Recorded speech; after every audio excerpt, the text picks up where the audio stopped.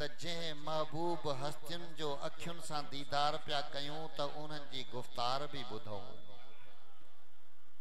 लिहाज़ा असांजी महफ़िल जे अंदरि ही मिठड़े साईं जी करामत है जो संदन चहलम जे मौके ते हेड़ियूं अज़ीम ऐं नूरानी अल्लाह जी कामिल अकमल वलियन जो रब करीम दीदार नसीब फरमायो। आऊं सभिनी जो तहे दिल सां कदमनि ते हथ रखी शुक्रगुज़ार आहियां जिन पंहिंजे कुर्ब जा कदम खणी जिन मिठड़े साईं जे चहलम जे सिलसिले में शायद पहिरियों दफ़ो दरबार करम शरीफ ते तशरीफ़ फरमा थिया हूंदा। मुंहिंजा भाइरो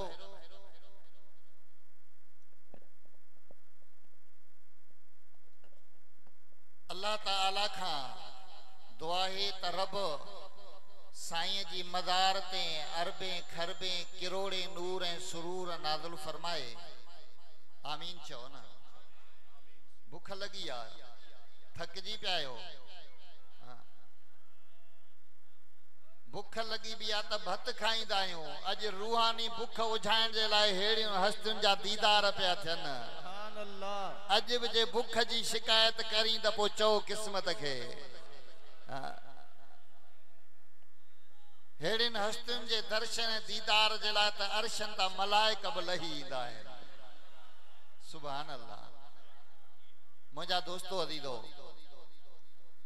अॼु हिन चहलम में तव्हांखे हिकिड़ो सबक़ आहे, हिकिड़ो सबक़ आहे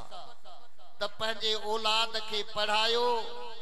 दीनदार बनायो, दीनी माहौल में आणियो। खुदा जो कसम आहे उहो अबो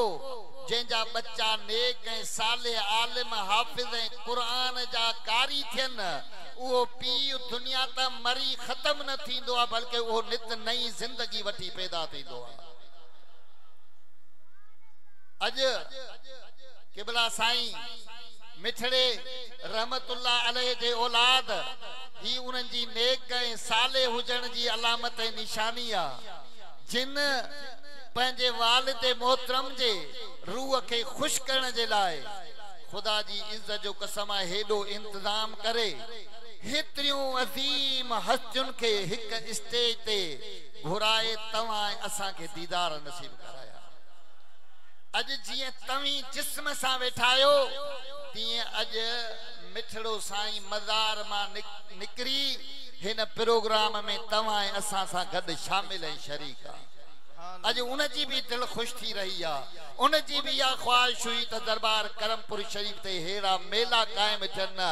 अल्हम्दुलिल्लाह अॼु उनजो रूह खुश आहे। असांजी भी इहा ख्वाहिश आहे त अल्लाह उनजे रूह खे खुश फरमाए, उनजे दर्जात खे बुलंद फरमाए, दरबार करमपुर आलिया जे फैज़ खे ता क़यामत जारी ऐं सारी फरमाए। ही मेला ऐं ही रौनकूं को ईअं न थींदियूं आहिनि। हिन गुनहगार अखियुनि खे यादि आहे हिन सरज़मीन इन धरती ते साईं हसनुल्लाह जेके दुख ॾिठा, तकलीफ़ूं ॾिठियूं, मुश्किलातूं ॾिठियूं, जेके आड़े पाड़े चोरनि धाड़ेलनि जूं सख़्तियूं ॾिठियूं, उहे ही आजिज़ गवाह हुआ उन मुश्किलातुनि ऐं तकलीफ़ुनि ऐं ॾुखनि खे दिल व जान सां महबूब इलाही जे उन्हनि नसीहतुनि ते अमल करे सब्र सां वक़्तु गुज़ारियो। अॼु अल्हम्दुलिल्लाह उन धरती ते अल्लाह जे रहमत जी वॾ फुड़ी बरसात पई वसे। दोस्तान मोहतरम, अल्लाह ताला खां दुआ है रब साईं जे बचड़न के नेक साले बनाए, हिन दरबार जे फैज़ के क़यामत जारी सारी फरमाए। असा हुजूर किबला पीर मिठा सानी रहमतुल्लाह अलैह जे पेरन ते हथ रखी साईं जे साहबजादन समेत स्टेज ते वेठल उलमाए किराम सभनी जा बिलखुसूसन असांजा सोना मुर्शिद दिलबर साईं जिन अल्हम्दुलिल्लाह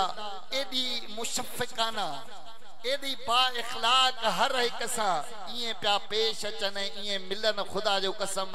संदन जा इखलाक एड़ा त करीमाना हिन जिन जे इखलाकन के दिसी ये खल्क सदी दीवानी लगी। ही तवा के असा के दर्स सबक सिख्या वठो मुर्शिद का दिल तंग न कयो, सुस्त न थियो, दिल कुशादी रखे, हर अल्लाह वारे जो अदब करे, उन खां दुआ वठो। इंशाअल्लाह ताला यो फुड़ी फुड़ी दुआ जी मिलदी बेड़ा पार थींदा। रब मुझो बुधायण तवाजो बुधण कबूल मंजूर फरमाए। वमा अलैना इल्लल बलागुल मुबीन। माशाअल्लाह बारकल्लाह। किबला साईं मुनवर साईं पंहिंजे मलफूज़ा शरीफ सां असांखे नवाज़ियो। अल्हम्दुलिल्लाह ये महफिल हज़रत किबला साईं मिठड़े साईं रहमतुल्लाह ताला अलैह जे साहिबजादगान जे तरफ़ां सजाई वई आहे। तव्हां उन्हनि जे सॾ ते शरीक थिया आहियो। मुख़्तसर बयान जे लाइ सभ खां पहिरियां मां हज़रत मिठड़े साईं जे साहिबजादे हज़रत अल्लामा व मौलाना हिन दरबार शरीफ जे मदरसे जा मुदर्रिस आला साहिबजादा साईं इलाही बख्श अलमारूफ पुनहल साईं जे गुज़ारिश आहे त उहे अचनि ऐं पंहिंजे खिताब सां जमात खे मुस्तफ़ीज़ कनि। ज़िक्र कयो अल्लाह, बुलंद आवाज़ सां अल्लाह अल्लाह।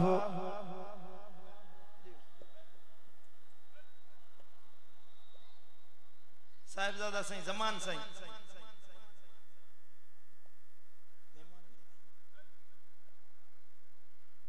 बुलंद आवाज़ सां ज़िक्र कयो अल्लाह। असांजी इन महफ़िल में हज़रत किबला अल्लामा पीर तरीक़त साईं अली मोहम्मद जान दादू जी जान असांजी महफ़िल में शरीक थिया। साईंजन के खुशामदीद चऊं था।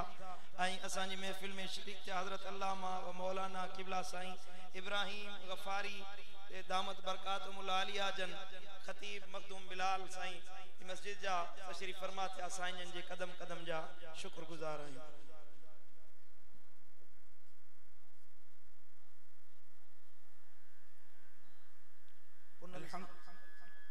अल्हम्दुलिल्लाहिल्लज़ी खलक़स्समा लिमुहम्मदी आता कमालन कामिलन फिल अंबिया लिमुहम्मदी।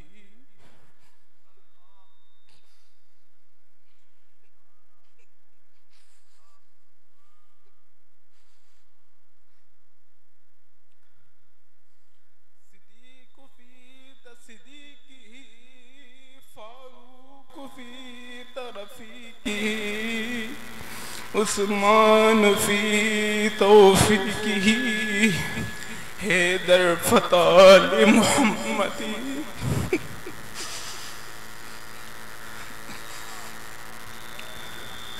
ए बुलबुलों ने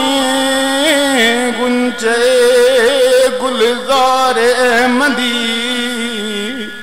सल्लू अला मुहम्मद व आले मुहम्मदी। यो खुतबो हमेशा मुझा बाबा से पढ़ंदा हुए। हमेशा हर अचण वारे के मोहब्बत रींदा हुआ। पंहिंजो हुजे या परायो हुजे, दुश्मन हूंदा हुआ, मुखालिफत करण वारा हूंदा हुआ, खबर भी हूंदी हुयनि। असां बच्चा कावड़जंदा हुआसीं, बाबा इन सां मिलो छो था, पर पंहिंजो अहिड़ो तो हुस्न इखलाक, अहिड़ो तो हुननि तरबियत सुने महबूबे इलाही जी थियल हुई। अहिड़ा त आशिक़े रसूल हुआ जो हमेशा हर अचण वारे के मोहब्बत जो दर्स ॾींदा हुआ, हर के सां हुस्न सलूक इख्तियार कंदा हुआ, हर के सां मोहब्बत सां अहिड़ो त पेश ईंदा हुआ जो हिकिड़े दफ़ा को माण्हू ईंदो हुयो त संदन सां मोहब्बत वारो बणिजी वेंदो हुयो। अल्लाह जी मोहब्बत में अहिड़ा त मोहब्बत वारा हुआ, अल्लाह जे ज़िक्र में अहिड़ा त मुस्तग़रक़ हुआ, आका करीम सल्लल्लाहु अलैहि वसल्लम के इश्क में अहिड़ा त मुश्ताक हुआ जो विसाल मदीने वारे साईं जे सुन्नत ते थियो। विसाल वक्त नमाज अल्लाह जो फर्ज पढ़ियो ऐं मुस्तफा जे मथा सलात शरीफ पढ़ी, सलात पढ़ंदे तस्बीह पढ़ंदे पढ़ंदे अल्लाह जे दर वञी पहुता। पाण हमेशा शेर पढ़ंदा हा, मोहब्बत वारो सुणी महबूब इलाही जो शेर पढ़ंदा हा। जेकी आहे मोहब्बत में मोहब्बत खां सवा छाहे, जेकी आहे मोहब्बत में खां सवा छाहे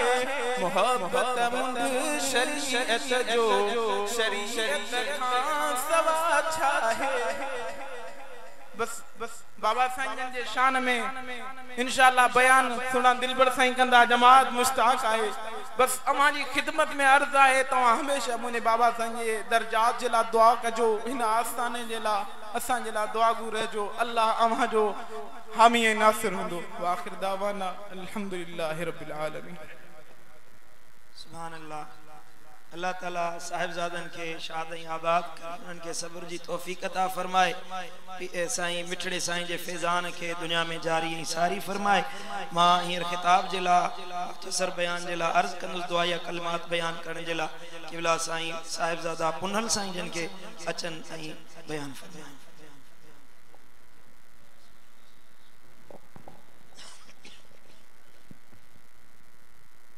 सलात शरीफ में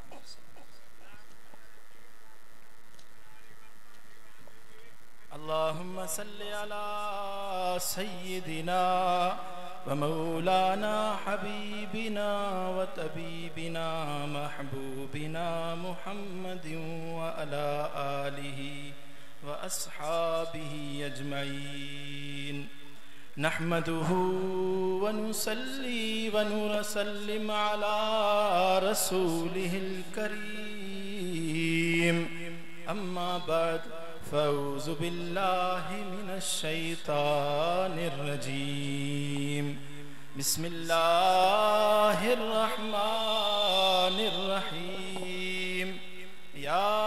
अय्यतुहन नफ्सुल मुतमइन्नह सदक़ल्लाहु मौलानल अलियुल अज़ीम इन्नल्लाह व मलाइकतहु युसल्लूना अलन नबी या अय्युहल्लज़ीना आमनू सल्लु अलैहि व सल्लिमू तस्लीमा अल्लाहुम्मा सल्लि अला सय्यदिना व मौलाना हबीबिना व तबीबिना महबूबिना मुहम्मदिन व अला आलिहि व अस्हाबिहि अजमईन सारी रात जागी जन पढ़ियो सुबहान उनन जो अब्दुल लतीफ चे मिट्टी अब लधो मान किरोड़े कन सलाम अचो आतन उन जे निहायत वाजिबुल एहतराम मुंजा प्यारा दोस्तों बुजुर्गों भाईरो अल्लाह तबारक व तआला जा लखे एहसान जे करीम रब जा सांखे पंजे मुर्शिद करीम जे आस्थाने ते आंदो आ अल्लाह वारे जे चालीहे में आंदो आ अल्लाह वारन जे दीदार करण जी तौफीक अता फरमाई आ अल्लाह जे दर दुआ है त जेके खाली झोल खणी इन दरबार ते आया सी वापस मोटूं ते हितां झोल भरे पो वापस मोटूं मुंजा प्यारा दोस्तों जे तो तवा सबनी के खबर आहे हजरत पीर मिठड़ो साईं रहमतुल्लाह अलैहि मुंजा बाबा साईं अल्लाह जा कामिल वली हुया संदन विलादत दरबार रहमतपुर शरीफ रहमत वारे माग में थी हुई कन्न में पहरी आजान कुदवतुल औलिया मिठे पीर पाण फरमाई हुई सुभान अल्लाह बचपन मिठे पीर के दिसंदे दिसंदे सबक सिख सिखंदे गुजरियो ऐं जेडी मल जवानी आई त जवानी में जवान महबूब इलाही जा हथ लगा सुभान अल्लाह हजरत महबूब इलाही संदन तरबियत कई तैयार कयो ऐं जेडी मल पछाड़ी थी आखिर थी जेडी मल वणन जो वक्त हुयो त ओडी मल मुर्शिद दिलबर साईं सा हाथ मिलाया सुभान अल्लाह जे अल्लाह जे वली जो बचपन कुदवतुल औलिया मिठे पीर जे दीदार सा थियो जवानी महबूब इलाही सा गुजरिया ऐं आखिरी वक्त गुजरिया त महबूब मुर्शिद दिलबर साईं सा गड गुजरिया सुभान अल्लाह मजीद फुरकान हमीद में अल्लाह तो फरमाए या अय्यतुहन नफ्सुल मुतमइन्न ए इत्मीनान वारा नफ्स ए अल्लाह दा राजी नफ्स या अय्यतुहन नफ्सुल मुतमइन्न इरजिई इला रब्बिकी रादियतम मर्दिया ए इत्मीनान वारा नफ्स हाने अल्लाह तोखा राजी थी वियो तू अल्लाह का रोजी थी हाने अल्लाह रे वापस मोटी अच वदखुली फी इबादी मुझे बानन में दाखिल थी वदखुली जन्नती ओ बाना हाने तू अच त तोखे जन्नत में दाखिल करे चले सुभान अल्लाह पढ़ो सल्लल्लाहु अलैहि या सुभान अल्लाह मुझा बाबा साईं रहमतुल्लाह अलैहि अल्लाह जा कामिल वली हुया संदन दुआ में अल्लाह एडो असर दिनो हुयो जो साइल इन आस्ताने ते इंदा हुया जंजा नथियणा कम हुंदा हुया मिठो पीर हथ खणंदो हुयो अल्लाह ता करे छडींदो हुयो ओ मिठड़े साईं दी दुआ अल्लाह रद्द न कंदो हुयो अल्लाह मोटाईंदो न हुयो असां वटि हिते शहर जो इमाम अली जमाली नाले सा मानू अचे अर्ज कई किबला चार भाई रहूं चारन के औलाद न तो थिए मां आखिरी चौथो नंबर भाया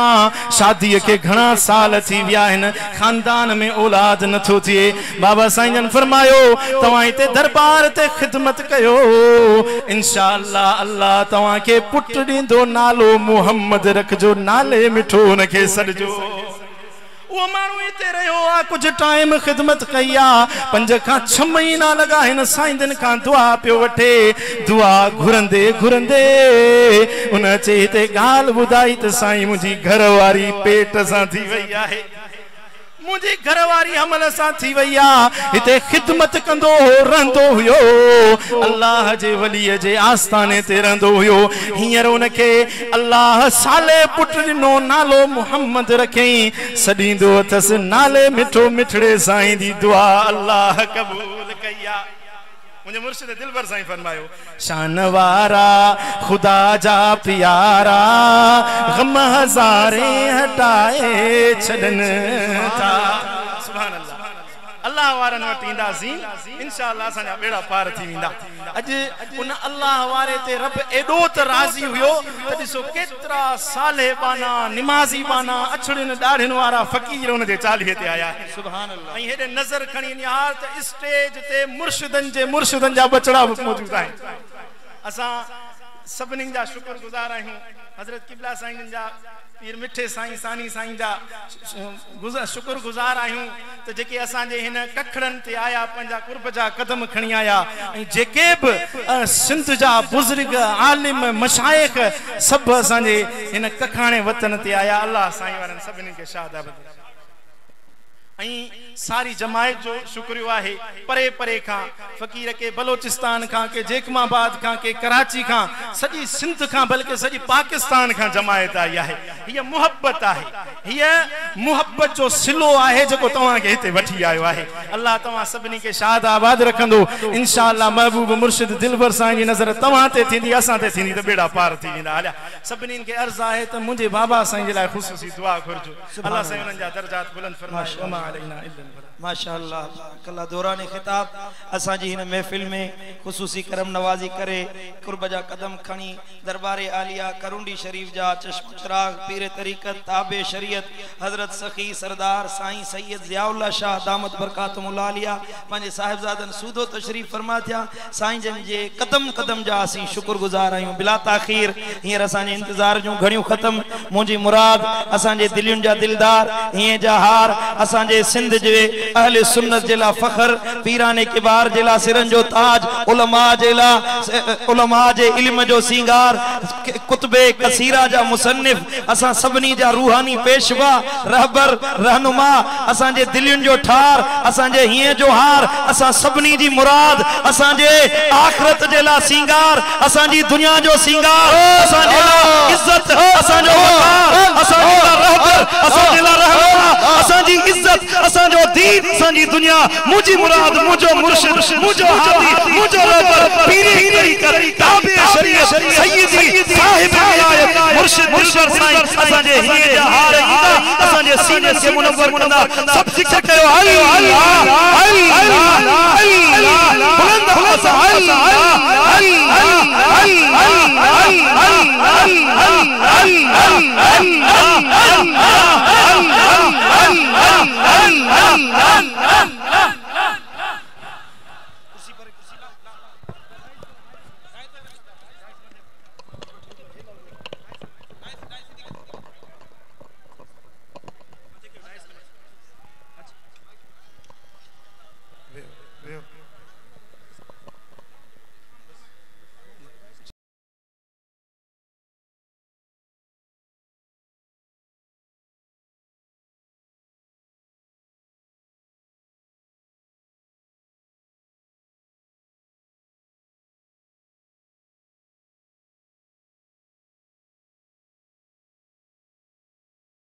मुझे मुर्शिदन जा बच्चा आया है मां उन्हनि जे कदम कदम जो शुक्रगुज़ार आहियां जन असां मिस्कीन ग़रीबन फ़क़ीरन जी संभाल लधी असांजे दुख में भी शरीक थिया साईं जन अगे भी दुआ ॾियण आया हा अॼु बि करम जा कदम खणी आया आहिनि मां उन्हनि जो तहे दिल सां शुक्रगुज़ार आहियां जन असांजा अंगण उजारे छॾिया ऐं पीरन जे पीर दस्तगीर महबूब सुबहानी जे खानवादे जा सुहिणा चेहरा हज़रत पीर सैयद सरदार ज़ियाउल्लाह शाह जीलानी दरगाह करुंडी शरीफ ऐं उन्हनि जा बिरादर मोहतरम हज़रत पीर सैयद मोहम्मद उस्मान शाह जीलानी अल अज़हरी ही अज़ीम शख्सियतूं असां इन्हनि जे मां पंहिंजो सीनो सेज कयां पंहिंजा नेण विछायां मूं वटि उहे लफ़्ज़ न आहिनि जो मां साईं जन जो शुक्रियो अदा करे सघां ऐं स्टेज ते जेकी बि मशाइख़ उलमा मौजूद आहिनि जेकी शिरकत करे वरी रवाना थी विया आहिनि मां सभिनी बुज़ुर्गनि जो आलिमनि जो शुक्रगुज़ार आहियां जन असांजे हिन ग़रीबाणे कखनि खे मान ॾिनो ऐं तव्हां फ़क़ीर मुहबत वारा किथों किथों को सिक मजा मोहब्बत मजा पिरत जा पेर भरे आया आहियो अवां सभिनी जो मां शुक्रगुज़ार आहियां अल्लाह करीम मुझे अदा साईं मिठड़े साईं जे मथां लखें लखें रहमतूं नाज़िल फरमाईंदो अल्लाह उन जे क़ब्र खे जन्नत जो गुलो गुलज़ार बणाईंदो अल्लाह उन जा दर्जात बुलंद फरमाईंदो जेको हिकिड़ो अल्लाह जो सालिह बानो हुयो सूरत जो सुहिणो सीरत जो सुहिणो गुफ़्तार जो मिठो किरदार जो सुठो ॻाल्हाए त ॻाल्हाइण में मिठाण जा मण हूंदा हुयसि ख़िदमत गुज़ार मेहमान नवाज़ मुस्तजाब दावात ॻाल्हाए त शरीयत हले जिंदगी गुज़ारे त तरीक़त अल्लाह ताला उनखे अणखुट खूबियुनि सां नवाज़ियो हो जंहिंजे आस्थाने ते अॼु असीं सभु हाज़िर आहियूं अल्लाह ताला उन जे दर्जात खे बुलंद कंदो अल्लाह ताला उन जे बच्चन खे शाद आबाद कंदो उन जे अहल औलाद खे तौफ़ीक़ ॾींदो जो ही दीन जो जेको बूटो क़िबला मुर्शिद महबूब इलाही लगायो हुयो तव्हांखे ख़बर आहे त बाबा साईं जन पहिरीं रहंदा हुया खानपुर में पोइ खानपुर मां कुझु अहिड़ा सबब थिया जो छॾे विया मातली शरीफ रहिया फज़लाबाद शरीफ दरगाह अॾियूं पोइ हितों जा माण्हू ग़रीब मिसकीन उते पहुची न सघंदा किराया भाड़ा महांगा पोइ हिकिड़े ॾींहुं हज़रत साईं जन फरमायो त अॼु मां वञा थो पंहिंजे मुर्शिदनि वटि मूंखे यादि आहे उन वक़्त में मां नंढड़ो हुयुसि ख़लीफ़ो मोहम्मद सिद्दीक़ मुहाजिर उहो बि गॾु हुयो हीउ आजिज़ हुयो दरबार आलिया रहमतपुर शरीफ पहुतासीं फ़क़ीर अॻियों जेके इन पासे ॾों उत्तर पासे ॾों हुजरा आहिनि उन्हनि जे अॻियों अन्न हो या छा सुकाइनि पिया हज़रत क़िबला आलम जन मुंहिंजा मुर्शिद करीम आया उन फ़क़ीरनि जा हथ पिया चुमनि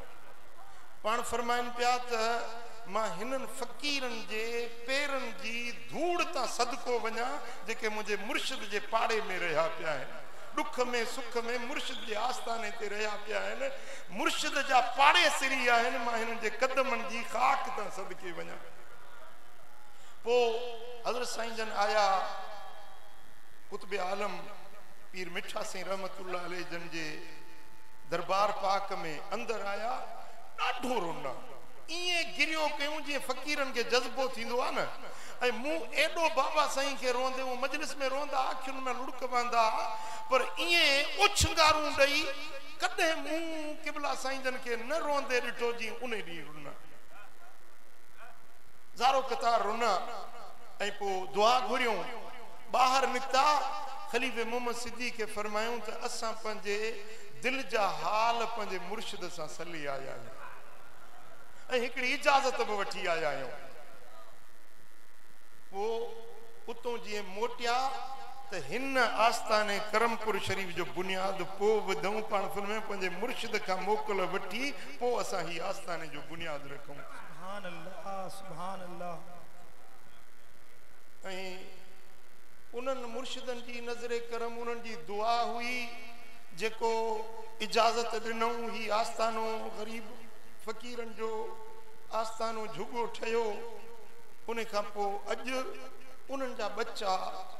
उन पंहिंजे ॾाॾा साईं जे लॻायल बूटे खे प्यार जो पाणी ॾियण आया आहिनि।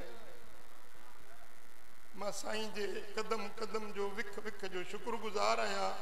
जो साईं जन पंहिंजा कुर्ब जा कदम भरे आया आहिनि ऐं अॻिते बि असां फ़क़ीरनि ते ईअं ई महिरबानी कंदा रहंदा। अॻिते बि असां फ़क़ीरनि खे पंहिंजे दुआउनि में यादि रखंदा। मुंहिंजा साईं मुंहिंजा क़िबला ही करमी फ़क़ीर न आहिनि, ही तव्हांजा गफ़ारी फ़क़ीर आहिनि। ही तव्हांजी जमायत आहे, ही तव्हांजी पोख आहे, ही तव्हांजे ॾाॾा साईं जी महिनत आहे। असीं कुझु बि न आहियूं। अॼु माण्हू मुंहिंजी वाखाण था कनि हींअर स्टेज ते मां शर्मसार पियो थिया। मूंखे जेके लक़ब ॾियनि था ख़ुदा जो कसम आहे मां इन लक़बनि जे लाइक़ु न आहियां।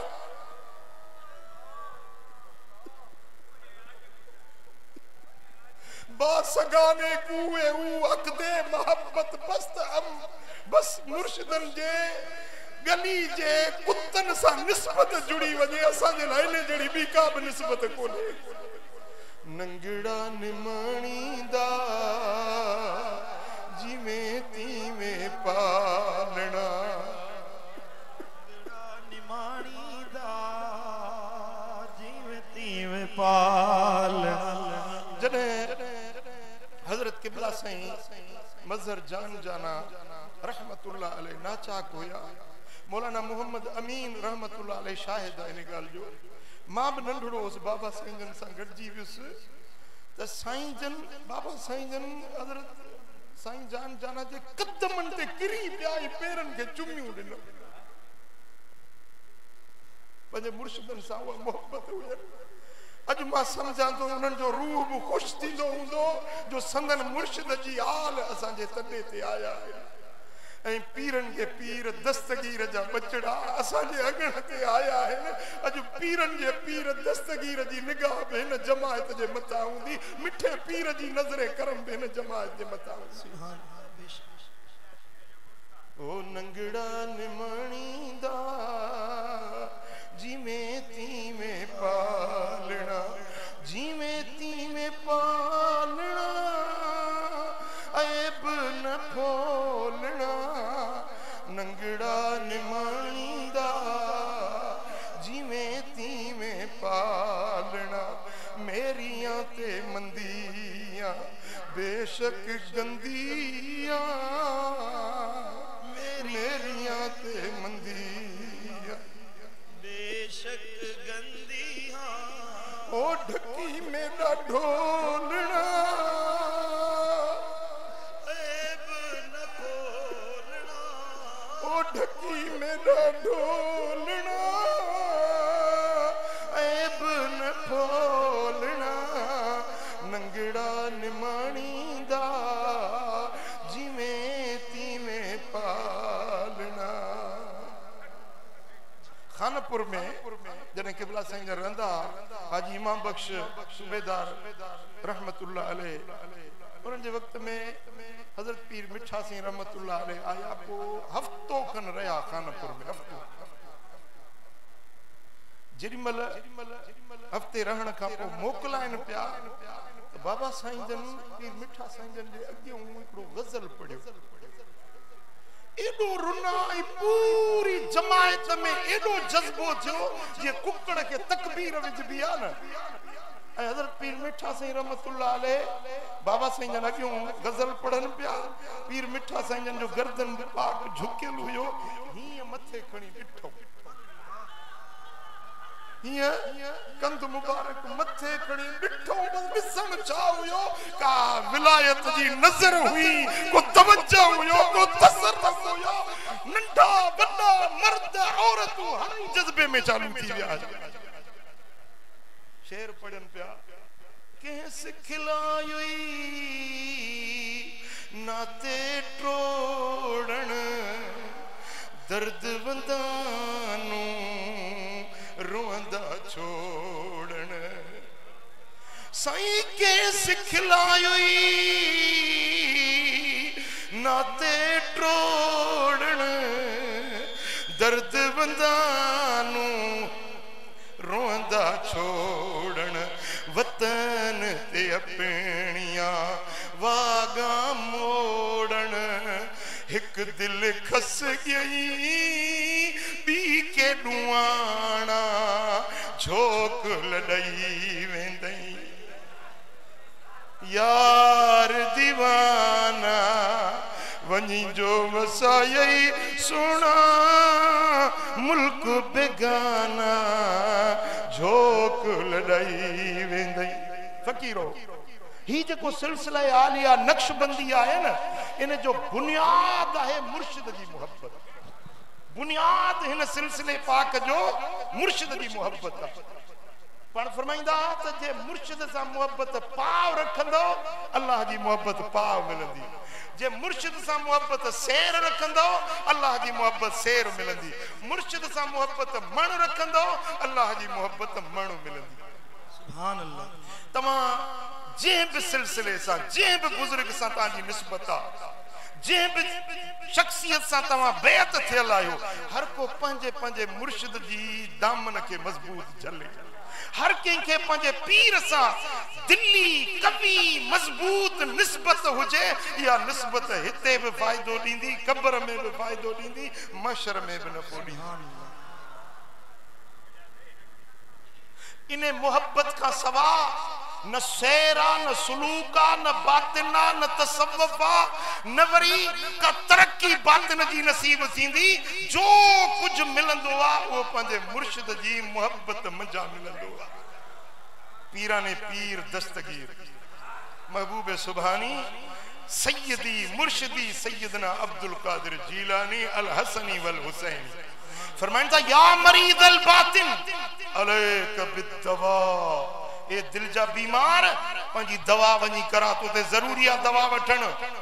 ला दवा इल्ला इंद सालिहीन मिन इबादिल्लाह या दवा तो के किथा न मिलंदी पर अल्लाह दे सालिह वली दुर्वेश कामिल बानन जी सोबत में या दवा मिलंदी खुद दवा वस्तअमिलहु इनन का दवा वट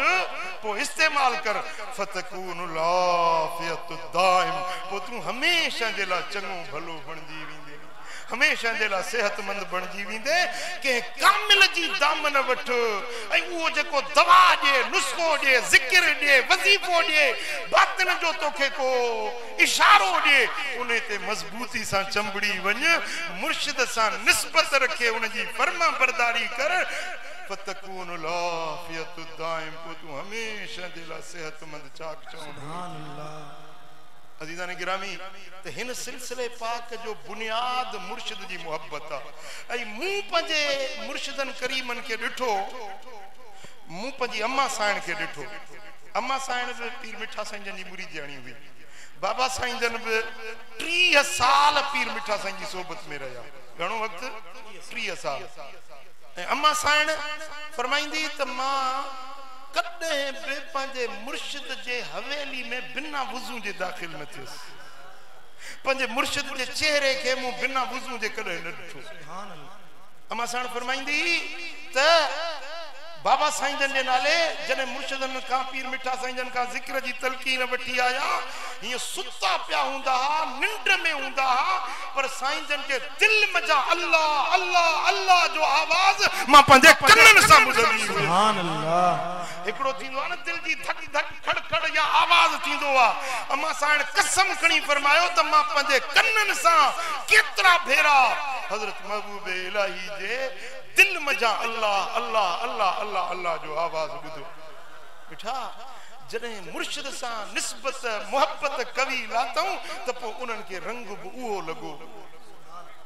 बेटा अल्लाह करीम जल शानू शाल असांखे पंहिंजे मुर्शिदनि सां सच्ची मोहब्बत सच्ची निस्बत नसीब करे। ऐं क़िबला साईं जन आया आहिनि, असां उन्हनि खे गुज़ारिश इहा कंदासीं त साईं तव्हांजे ई वॾड़नि जो ई फैज़ आहे, उन्हनि जे ई दुआ सां ही आस्थानो ठाहियो वियो हो। अॼु वरी बि तव्हां दुआऊं ॾींदव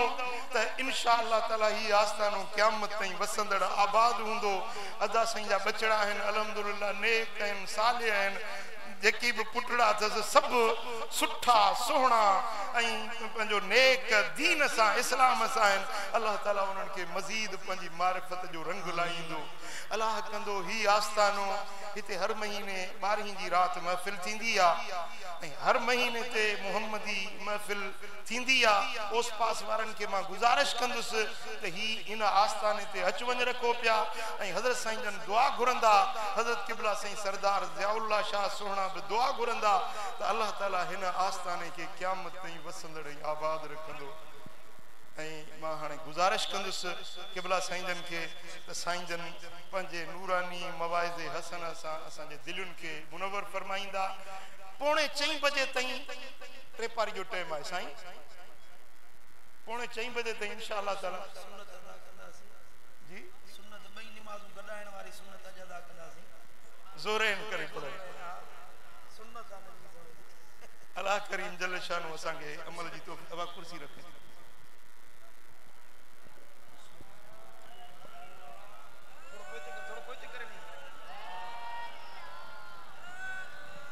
अल्लाह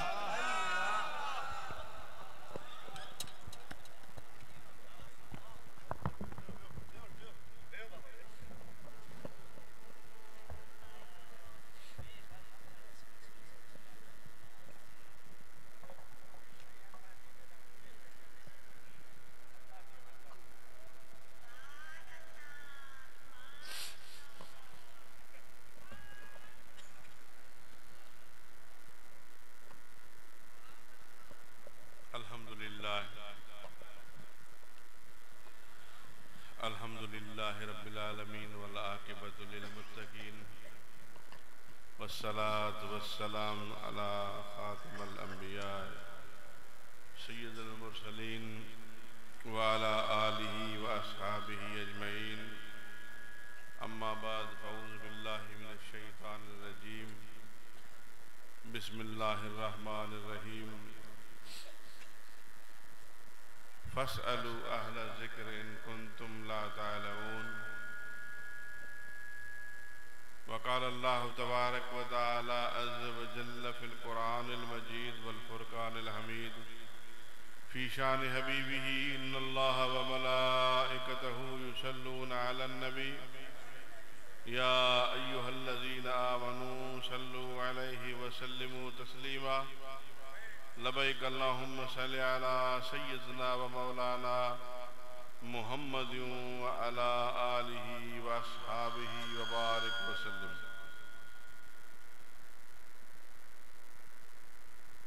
मुअज़्ज़िज़ उलमा इकराम,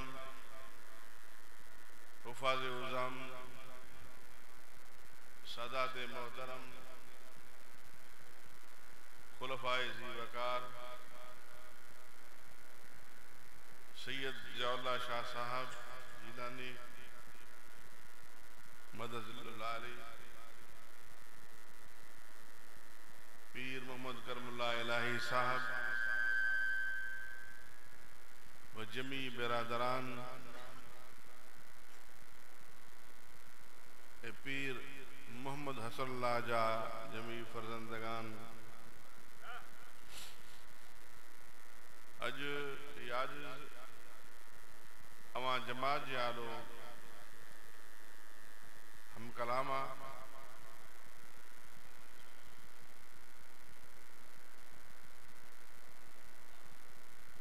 पीर हसनुल्लाह साहब जिन जे योम चेलम के मौके ते दोस्तों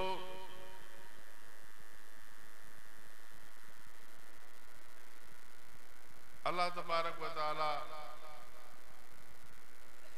जा ये एहसान थोड़ा आहिनि जो अल्लाह तबारक व तआला खलीफ़े इलाही बख्श साहब उन जे औलाद के साहिब इल्म कयो आहे। दोस्तो, इल्म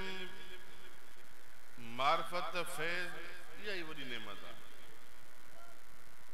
दौलत ॾोकड़ ज़मीनूं जायदाद इहा का वॾी चीज़ कोन्हे का। नेमत इहा आहे जो अल्लाह तबारक व तआला असांखे कंहिं अल्लाह वारे सां मोहब्बत सोबत ऐं निस्बत था फरमाए। ऐं ख़लीफ़ा इलाही बख्श साहब रहमतुल्लाह अलैह क़िबला आलम क़य्यूम ज़मान पीर बुढ़ा साईं जन जी सोबत इख्तियार कयूं ऐं क़िबला साईं रहमतुल्लाह अलैह उन्हनि खे खानपुर जी तरफ़ मुक़ररु कयो वॾेरे साहिब जन जे इसरार ते ऐं हिते अची करे मख़लूक़ जे दिलनि खे फैज़याब कयूं।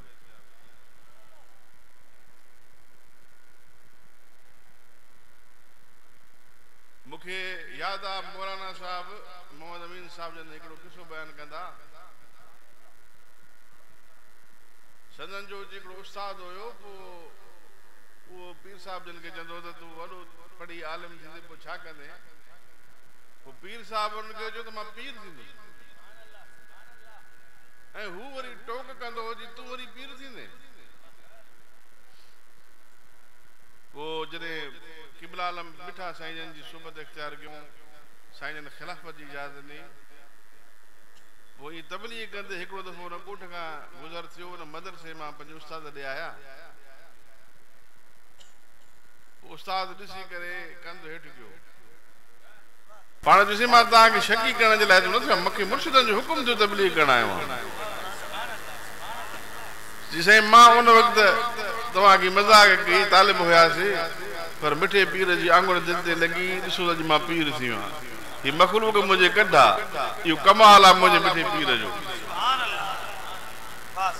दोस्तो, हीउ जेके अॼु तव्हां कठे आहियो, हीउ सभु मिठे पीर जो कमाल आहे। हीउ जेका सॼी मख़लूक़ हीउ आजिज़ हुजे, पीर साहिब करमला साहिब हुजनि, जेके हुजूं, असांजो को कमाल कोन्हे, को कमाल मिठे पीर जो आहे। असांजे हिन इलाइक़े में आया, हिकु हिकु ॻोठ में, वस्तीअ में, वाहण में, झंग में, काछे में, दरियाई इलाइक़े में, कचे में, थर में। मां कल्ह टियों रेगिस्तान, पंजाब जे रेगिस्तान वारे इलाइक़े में उते फ़क़ीर ॿुधाइनि पिया, साईं अॼु जिथे तव्हीं इन 4x4 गाॾी ते आया हो, क़िबला आलम इन इलाइक़े में साइकिल ते साईं जन चढ़ंदा हुआ। असीं पोयूं धिको ॾींदासीं साइकिल खे, ऐं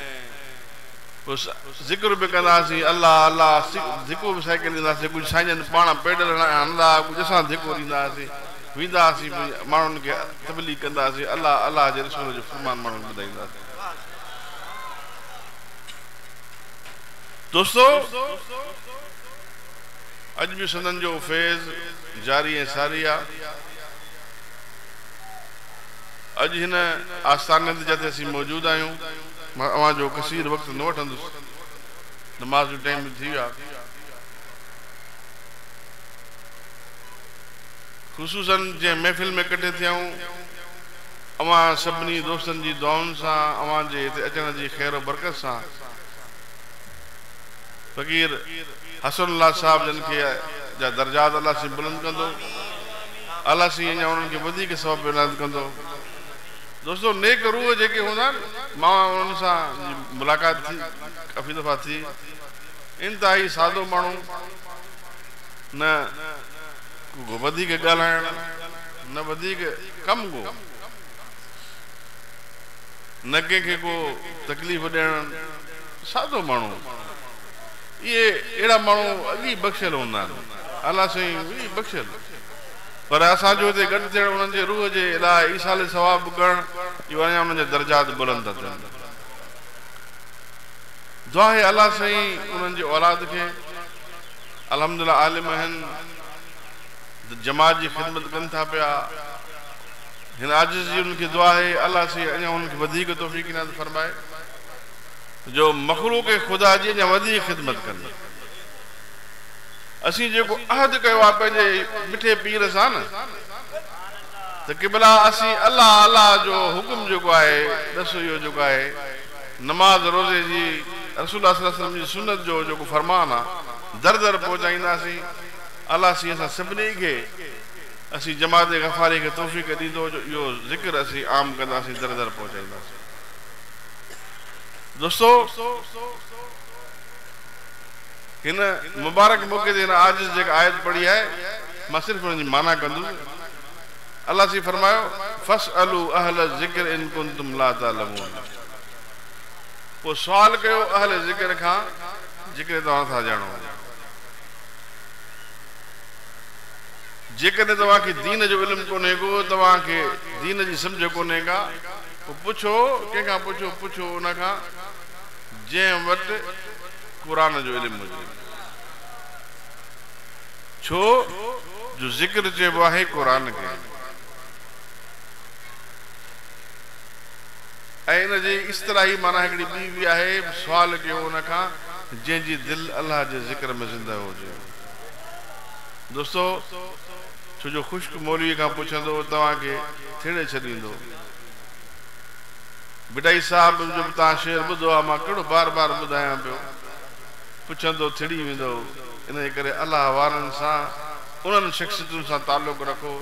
जंहिंजी दिलि अलाह जे ज़िक्र में ज़िंदा आहे अलाह जी मार्फत में पुरनूर आहे जिन जी निस्बत अलाह वारनि सां उन्हनि सां पुछंदो त उहे तव्हांखे अहिड़ो दग लाहींदा जो तव्हां मंज़िल मक़सूद ते पहुचंदो दोस्तो ऐं अलाह जा कामिल वलीअ जेके बि आहिनि सभु साहिब इल्म छो जो कोई बे इल्म न तव्हां ख़ुदा राशना जाहिल कॾहिं बि अलाह जी सुञाण हुनखे न मिलंदी इन मां को ग़लति मतिलबु न वठिजो मिठे पीर मौजूदु आहे जमात पर फ़क़ीर मौजूदु आहिनि जेके सिलसिले में दाख़िल थींदा हुआ पोइ जेकॾहिं जाहिल हूंदा हुआ त साईं जन उते आलिम मुक़ररु कया हा फ़क़ीर मुक़ररु कया जो माण्हुनि खे मसइला ॿुधाईंदा अल्हम्दुलिल्लाह गफ़ारी जमात जे आम फ़क़ीर सां बि चङो भलो मौलवी बहस न करे सघंदो छो इहो मिठे पीर जे सोबत जो कमाल उन्हनि जी तरबियत जो कमाल इस्लाम जो बेसिक उसूल सेखारियो नमाज़ रोज़ो हज ज़कात हिलाल चाहे हराम चाहे जायज़ चाहे नाजायज़ चाहे इहा बुनियादी तालीम हर हिकु वटि हुजणु खपे दोस्तो इहो पैगाम साईं जन आम कयो ऐं असांखे हिन पैगाम खे आम करण जी ज़रूरत आहे मुस्लमान आहियूं रसूलुल्लाह जा उम्मती आहियूं असांखे ख़बर हुजणु खपे त असांजो मज़हब छा खे हलाल थो चए छा खे हराम थो चए छा खे जाइज़ थो चए छा खे नाजाइज़ थो चए असांजे मथां छा फ़र्ज़ आहे छा वाजिब आहे छा सुन्नत आहे असांखे कहिड़ियुनि शयुनि खां मना करिणो आहे कहिड़ियुनि शयुनि खां असांखे रुकजणो आहे इहे सभु ॻाल्हियूं असांखे यादि हुजणु खपनि दोस्तो दुआ आहे अल्लाह तबारक व तआला असां सभिनी खे आका नामदार सरवर कौलन सल्लल्लाहु अलैहि वसल्लम जी मोहब्बत आका जो सचो इश्क इनायत फरमाए अल्लाह तबारक व तआला असां सभिनी खे जे दिल में खौफ खुदा पैदा फरमाए अल्लाह तबारक व तआला जी मार्फत सां असांजे दिलनि खे अल्लाह से पुरनूर फरमाए ऐं केबरा पीर हसनुल्लाह साहब जे 40 में अल्लाह से उनजे दर्जात खे बुलंद फरमाए ऐं उनजे सभिनी भाइरनि खे पाण में इतिहाद मोहब्बत एको इनायत फरमाए उन्हनि जे फर्ज़ंदगान खे जमी जेके साहिबज़ादगान आहिनि उन्हनि सभिनी खे पाण में प्यार मोहब्बत एको इनायत फरमाए जीअं गॾिजी करे दीन जी ख़िदमत कनि रसूलुल्लाह सल्लल्लाहु अलैहि वसल्लम जे मोहब्बत जो पैगाम आम कनि वाखिर दावाना अनिल हम्दुलिल्लाहि रब्बिल आलमीन बिस्मिल्लाहिर्रहमानिर्रहीम हे जेको कुझु पढ़ियो वियो आहे सो बयान थींदो सवाब साईं जे हवाले कंदासीं। ख़तम शरीफ कुरान मजीद जा 8512 दफ़ा मुख्तलिफ सूरतूं यासीन है, सूरह मुल्क, सूरह रहमान से 1829 मरतबा ऐं अल्लाह जो ज़िक्र 11,88,000 मरतबा, कलमा तय्यब 3,32,300 मरतबा, दुरूद शरीफ 3,69,36,000 मरतबा, मुख्तलिफ नवाफिल 500 मरतबा ऐं इस्तिग़फ़ार 1,00,000 मरतबा।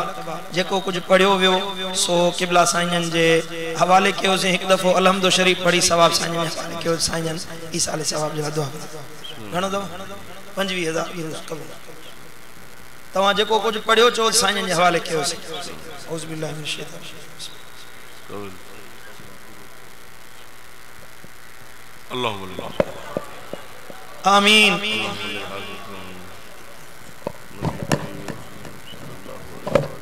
अल्लाहु आमीन।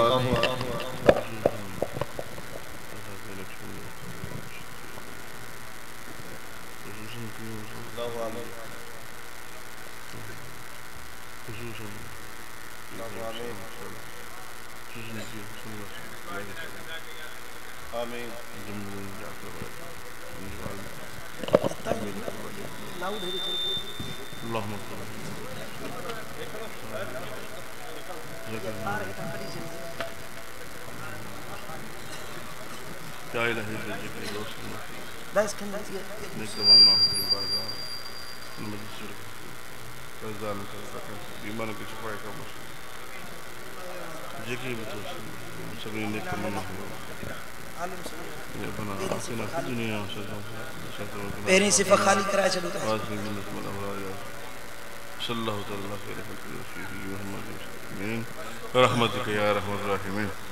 साईं जन निमाज पढ़ाईंदा, ज़ोर निमाज बरकातु साईं जन सफ़र पढ़ाईंदा। जेके मुसाफ़िर आहिनि से बरकातु सफ़र पढ़ंदा ऐं ॿिया पंहिंजी निमाज मुकम्मल कजो। अस्सलातु वस्सलामु अलैका या रसूल अल्लाह,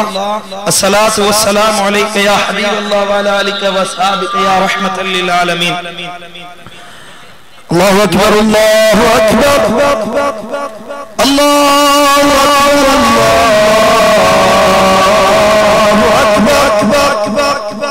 अशहदु अल्ला इलाहा इल्लल्लाह, अशहदु अल्ला इलाहा इल्लल्लाह, अशहदु अन्ना मुहम्मदर रसूलुल्लाह, अशहदु अन्ना मुहम्मदर रसूलुल्लाह। हय्या अलस सलात, हय्या अलस सलात,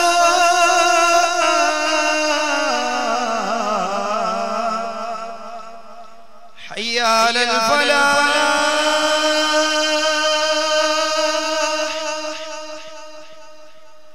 हय्या अलल फलाह।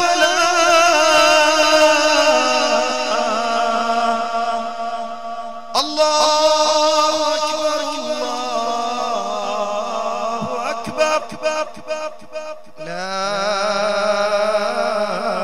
इलाहा इल्लल्लाह।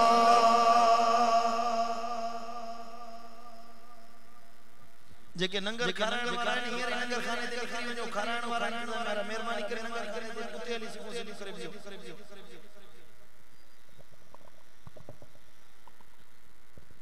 साईं जन बरकातूं सफ़र निमाज पढ़ाईंदा। जेके मुसाफिर आयो से बरकातूं पढ़जो, बाकी जेके मुसाफिर ना आहिनि से पंहिंजी मुकम्मल निमाज कजो। तकबीर भी लगी अदा पोयो जेके आवाज पहुंचे न वो मुकब्बर पोयो तकबीर जी। अल्लाहु अकबर,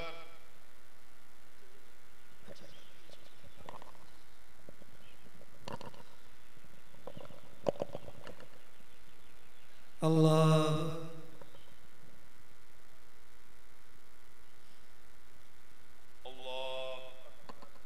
अल्लाह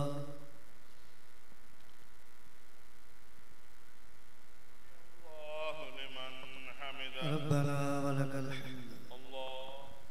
अल्लाह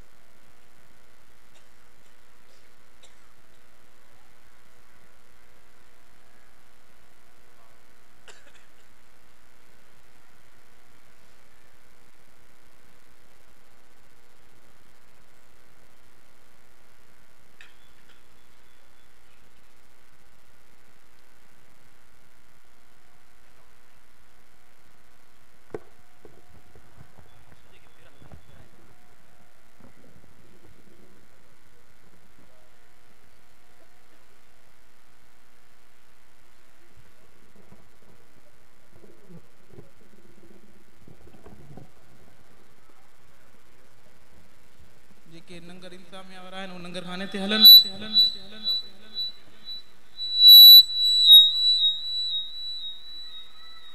इंशाअल्लाह दुआ कंदी दुआ खां पोइ चादर पोशी थींदी पोइ नंगर हलंदो इंशाअल्लाह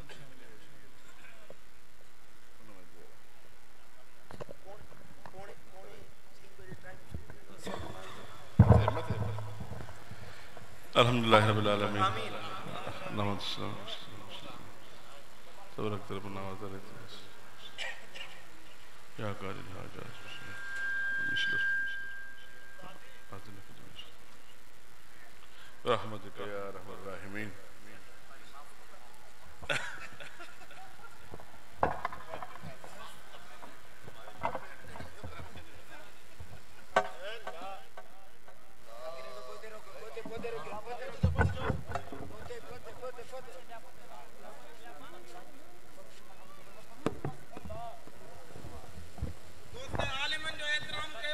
अल्लाह सभई दोस्त जेके नमाज खां फारिग आहिनि आलिमन जो एहतराम कयो दरगाह शरीफ दे रशन कयो जेके दोस्त नमाज खां फारिग आहिनि उहे टोला टोला ठाहे वेहन नंगर खाराइण वारनि दोस्तनि खे अर्ज़ा त नंगर खाने ते वञो ऐं स्टेज जे तरफ़ां लंगर शुरू कयो स्टेज जे तरफ़ां लंगर हिन तरफ खां शुरू कयो मस्जिद जे अंदर खां शुरू कयो अल्हम्दुलिल्लाह स्टॉल ते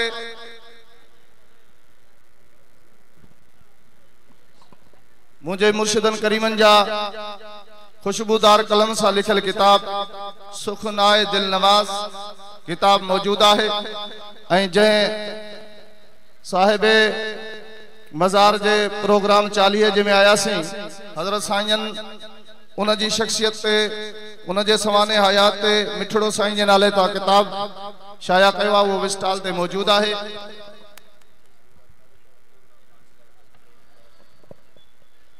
तव्हां के स्टॉल ते मिलंदो सब दोस्त खरीद कयो जेके दोस्त नमाज का फारिग थी विया आहिनि उहे टोला ठाहे विया आहिनि रश न कयो अल्हम्दुलिल्लाह नंगर तमाम घणो आहे सभिनी दोस्तनि खे नंगर मिलंदो जेके बीठा आहिनि उन्हनि खे अर्ज़ा त विहारियो करमी कमांडोज वारनि दोस्तनि खे अर्ज़ा त नंगर खाने जे गेट जे तरफ़ वञनि